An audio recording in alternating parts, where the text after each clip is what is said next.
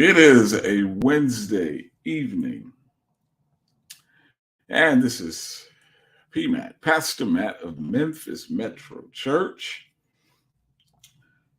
I am honored to be able to share a few moments with you this Wednesday evening for our midweek encounter. So tell somebody that Memphis Metro is sharing in midweek encounter.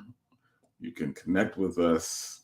You can share this on your page. You can go to our website and connect there. You can go to YouTube and connect there. Multiplicity of ways for you to stay connected to Memphis Metro Church. We're grateful for another Wednesday night, and we'll just take about 20 minutes or so to help us understand some dynamics. We have just completed a series at Memphis Metro Church where we were talking about more is calling. More is calling. More is calling. And so, a case study essentially of the life of Samuel and the transition from Samuel to Saul as the kingdom of Israel translates from being led by judges and prophet to a monarch, to a king. And so, very interesting transition because Saul did not see himself as the king, and he was the first. And so, sometimes the challenge is as we create a mentality behind where we're headed, we have to think about we might be the first. We might be the first. And Saul was the first of his kind. He was the king of Israel. And so, but he had to have a mentality shift. He had to have a shift in gifting, an expansion of his capacity in order to reach that zenith, that apex, that pinnacle of understanding the mindset of royalty. And so that's some of the continuing principle that I want to challenge us with, because we talked about Morris calling over the course of, hey there, Karen, talked about it over the course of January. And, I let the cat out the bag for us on Sunday that essentially I was still talking about capacity when I say Morris calling. And so there's this understanding that we have to have that if more is really calling, what is more calling us to? If more is calling, what is more calling us to? And so the transitional word that I want us to understand is that more is really designed to take us to a mindset of all. More is designed to take us to a mindset of all. And surely you can't all if you learn how to handle more. And so incrementally, the challenge is for us to see ourselves growing, maturing, developing, stretching, increasing in order to find the place of all. And so on Sunday, Ephesians 3:20 became the emphasis for us, realizing that God is doing something for all the saints. All the saints. He's doing it for his church, all the saints. And he wants to bless the entire earth, all the earth, through all the saints, because we're connected to the kingdom. And so he wants to do above all we can ask or think. That's the way God operates. So the more is the predecessor to the all. More is the predecessor to all. And this connects us, this series, this new series that we'll engage in starting. I'll give you some introductory stuff here tonight, but Sunday we'll officially delve into this context of what I like to call the real supply chain. the real supply chain. And so globally, we have heard this terminology, this phraseology passed around, and it refers to some particular economic conditions that were seriously affected because of the global pandemic. And so basically what happens is that there is a shortage of goods, services, and those goods and services, because they become decreased in volume, creates an increase in price, higher prices and inflation. So we're all still making observations that, a carton of eggs costs, what is it now? $20. It's expensive. And at one point, a gallon of gas was almost $4 here locally, or above $4. And so the context of global supply chain issues was creating shortage. And so the people who are responsible for global supply chain are essentially the countries that manage most of the manufacturing. And so if there aren't workers, then there is no process of manufacturing. No workers, no manufacturing. No goods. No goods being distributed across the global economy. And that shortage creates an increase in pricing. And so a thing generally tends to go up in price, based on supply and demand. If there is a shortage in supply, and if there's an increase in demand, the price will go up. It's basic economics. But I'm going to talk to us over the course of a couple of Sundays in February about the real supply chain. Because we've heard about the global supply chain. But if we are believers, stay with me now. If we are believers, we don't depend upon the global supply chain.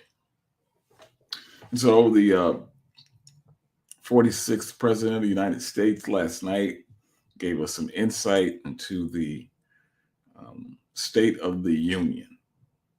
And so it's a yearly speech that presidents have given for decades. And it's designed to update the American people on the status of our nation, economically, socially, educationally, as it relates to international relations. All these different things are addressed in the State of the Union speech. And so for us, we do have to have a perspective, a lens that is not thoroughly or unilaterally influenced by global happenings. We can't be subject to thinking that we simply are occupants of this world. We are in this world, but we are not of it. Can I get a witness? We are in this world, but not of this world. And so, with that being the case, Elder, we have to understand that the real supply chain that we rely on comes from a different kingdom.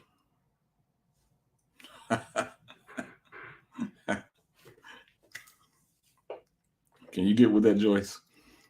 Uh, the real supply chain that we rely on comes from a different kingdom. And so we have seen and continue to see global shortages of goods and services. There are jobs open everywhere. Unemployment is at, I believe they said, like a 50-year low in the United States. There's still jobs available. The challenge is we aren't providing the quality of workers that can keep those jobs. And so here's what I want us to know. That global manufacturing was struggling because of a lack of workers. And those lack of workers produced challenges with the global supply chain. But let me give you what happens in the kingdom. There's only one worker.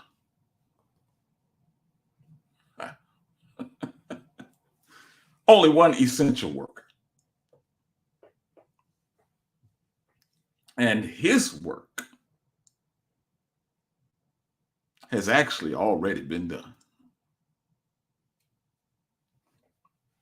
And he has provided enough for us where there will never be shortage of what we need.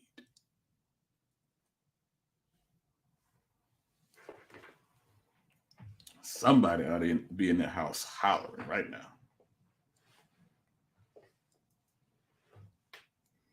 No shortage in the real supply chain. No lack. And so the challenge for the contemporary Christian, for the modern day Christian, for the 21st century believing Christian, is that we have to work ourselves out of a mindset of scarcity and operate in a principle of kingdom supply. Let me say it again.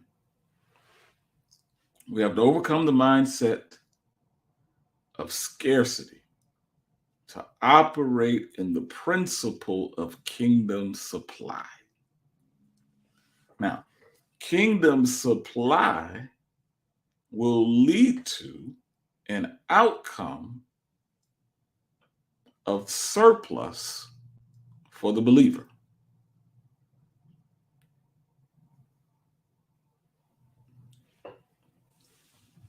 If you're operating kingdom supply, not global supply, kingdom supply, then we have an outcome of surplus for the believer.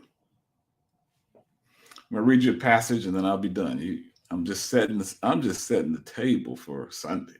That's all. I'm helping you change your mind, helping you turn into another man, helping you keep your goals active and alive for 2023, trying to help you get set for the next decade of your life.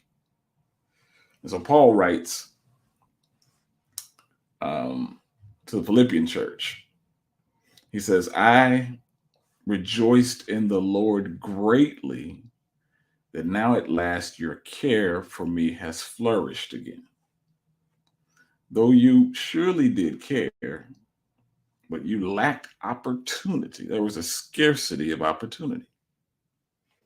And so Paul says, not that I speak in regard to need, for I have learned in whatever state I am in to be content. And verse 12 says, I know how to be abased. I know how to abound everywhere and in all things. I have learned both to be full and to be hungry, both to abound and to suffer need. We're going somewhere with this now. This is Paul talking. And so, based on the spectrum of things that Paul has suggested that he can endure, here is how he comes up with the leadership and guidance of the Holy Spirit to write verse 13.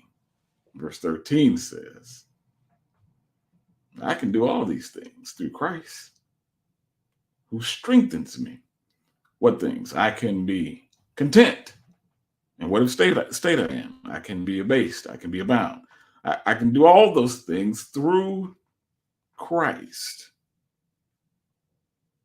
who is my strength. In other words, Christ who supplies my strength. Okay, so verse 14 says, nevertheless, you have done well that you shared in my distress. And verse 15 says, now you Philippians also know that in the beginning of the gospel, when I departed from Macedonia, no church shared with me concerning giving and receiving, but you only. For even in Thessalonica, you sent aid once and again for my necessities. In other words, people in the kingdom were supporting his ministry. Kingdom supply. Verse 17 says, not that I seek the gift. Like, I don't need your money. I don't need that. But I seek the fruit that abounds to your account. In other words, there's maturity happening that develops as a result of your giving. Indeed, I have all and abound. Indeed, I have, there's that word, that transitional word we talked about on Sunday, all and abound.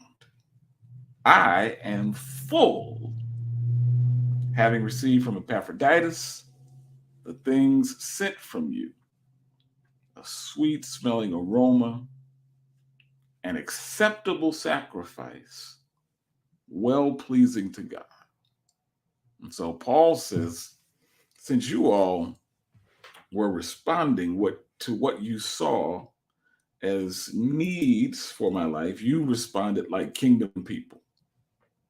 You responded like kingdom people, and you sent things to me. And Paul said, I didn't really need it, but since you did it, here is the blessing that I'm going to release over your life.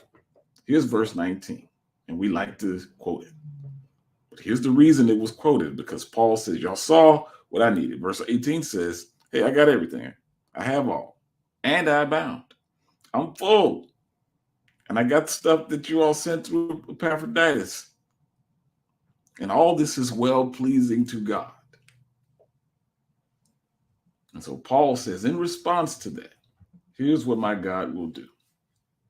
My God shall supply all your need according to his riches in glory by Christ Jesus. So I have tons of things to unpack on Sunday. But I want you to walk away tonight with the idea that we are going to put down this earthly mindset, old mindset, this limited mindset of scarcity in order to respond to the principle of kingdom supply.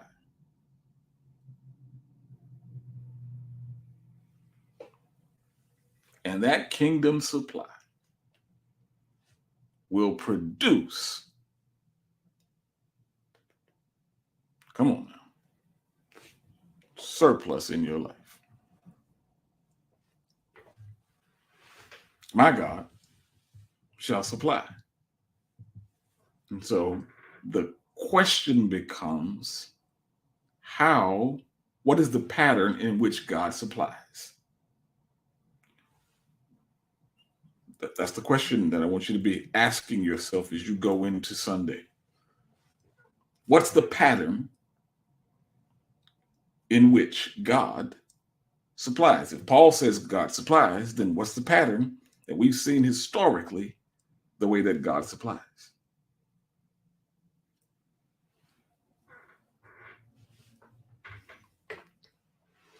Yes, sir.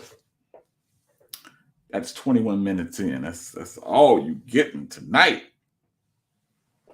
But see, I am here to help you increase your capacity. And so our church is on the precipice of kingdom supply to see surplus happen.